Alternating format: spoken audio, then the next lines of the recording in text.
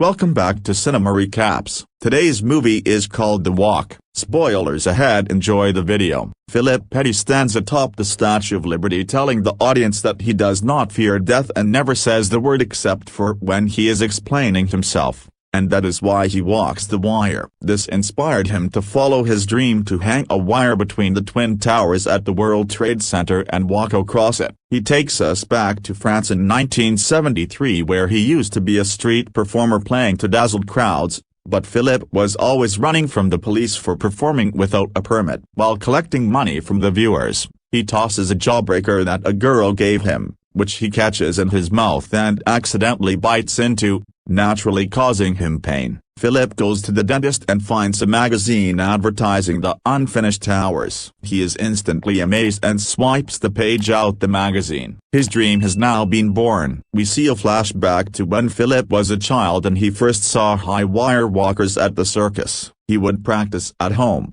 to his father's dismay. One day, as an adult, Philippe attempted to walk the wire in the circus tent, only to be caught by the circus owner Rudy, aka Papa Rudy. Rudy chases Philippe away, until Philippe grabs some items off the ground and starts juggling them, impressing Rudy. He later asks Rudy to help him practice wire walking with the promise of payment. Philippe leaves his home and parents behind to pursue his dream. His mother cries while his father thinks he's a clown. Philippe rides his unicycle into town with his bags and sees a lady named Annie, who is singing and playing her guitar before a crowd of onlookers. Philippe decides to set up his own little performance circle and quickly steals Annie's audience. She later approaches him with disdain, but Philippe defends himself and says he only wanted to share the audience with Annie. It starts to rain, and Philippe walks with her under his umbrella. Quickly, he wins her over and they fall in love, leading Annie to become Philippe's first accomplice in setting up his wire walk. Philippe meets and befriends Jean-Louis,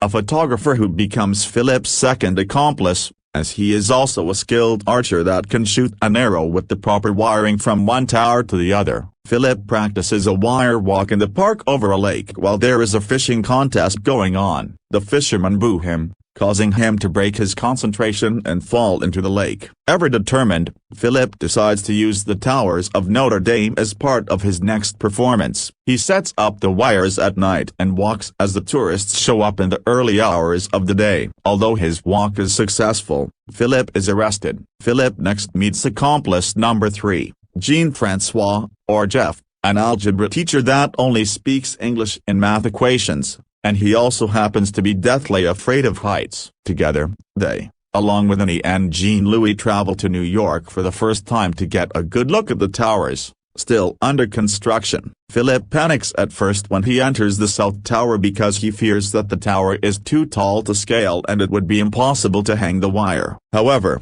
he sneaks into the construction elevator and makes it to the unfinished observation deck. There, he walks over a beam to get a feel of how he will accomplish his task, and his passion is instantly refueled. Upon returning to France, Philippe plans what he calls the coup for August 6th, since it'll be right before the towers are complete and the weather will be fine. Rudy urges Philippe to use a safety harness, as he would not even let his own sons walk at a great height without safety harnesses. But Philippe refuses, saying it would defeat the purpose of what he hoped to accomplish. Rudy decides to stand behind Philippe's choice and he gives him all the payment money back to allow him to pursue his dream. The crew returns to New York, and Philippe begins going undercover in different disguises to learn measurements, distance, and the like to get an idea of how he's going to pull off the coup. He hits a snag when he accidentally steps on a nail that impales his foot. Despite this, he refuses to seek treatment and wants to keep going. Philippe gathers more accomplices, starting with Barry Greenhouse, who becomes the inside man since he works on the 82nd floor of the South Tower. Philippe next meets Jean-Pierre, or JP, an American that speaks French and gives Philippe a wired radio to avoid having the cops pick up their chatter. JP then introduces Philippe to Albert and David, the final 2 accomplices. As the date of the coup approaches, Philippe appears to be losing his mind. He gets a crate with the wires, which he refers to as his coffin. He bangs the nails on the crate loudly at night, waking Annie and making her angry when he refers to it as his coffin. She expresses her concern for his well-being. August 6th arrives, and the crew begins to initiate the coup. Philip, Jeff, JP, and David disguise themselves as delivery men to take the wires to the top of the South Tower. They are not allowed access to the elevator as they're being rented out by other workers. JP talks down one of the men working in the tower and allows the men to make the delivery. After getting everything to the top, David bails in a plot-induced paranoid episode when he thinks the cops are coming after him, leaving Philip and Jeff up there. The men prepare to set up when it's nighttime, but their work is interrupted by a guard, forcing the two to hide in a tarp that happens to be placed over a shaft. Jeff becomes terrified. While his fear only makes Philip hallucinate briefly, the guard passes out, allowing Philip and Jeff to get to the roof. They see Jean-Louis and Albert on the roof of the North Tower, and Jean-Louis shoots the arrow with the string attached. Philip doesn't hear the arrow making an impact, so he frantically tries to feel for the string, going as far as taking his clothes off and jumping around. He spots the arrow hanging over the side of the roof, and he catches it before it falls. He and Jeff continue to set up the wiring, only to hear the guard approaching the steps. The two hide, and the guard is called away for some pizza. It's almost morning. Albert decides to bail because he thinks Philip will fail,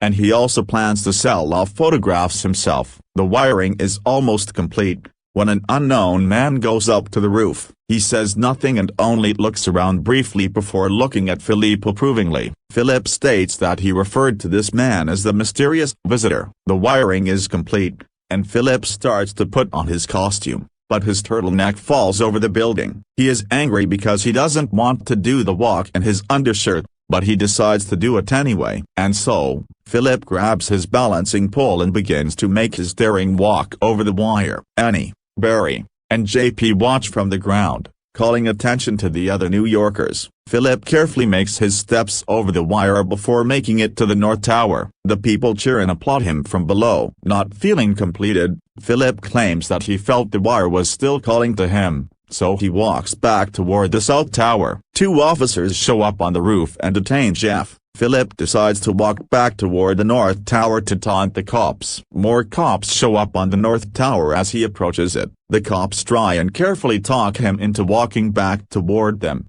but Philip only frightens them by laying on the wire before getting up when a bird passes over him. Philip finally walks back to the South Tower and surrenders calmly. Later, a construction worker tries to saw the wire, but Philip pleads with him not to do so, as the wire could snap and hurt someone. The cops agree, and Philip tells them where the wiring is hidden within the wall. Although Philip is arrested, the cops are more amazed than angry. Philip's story becomes worldwide news, and even Rudy is proud of Philippe. He and his crew celebrate their victory. Philip says that the judge mandated that he do a free high-wire performance in Central Park for families, which he was more than happy to do. Sadly for him, Annie decided to return to France so she can follow her own dreams. Philip also states that he was given a pass to access the top of the towers whenever he wanted. He noted that the passes have an expiration date, but the WTC director crossed out the expiration date and wrote "forever" a broken bar, and the smile fades from Philip's face before he walks off screen. The film ends with one last shot of the towers,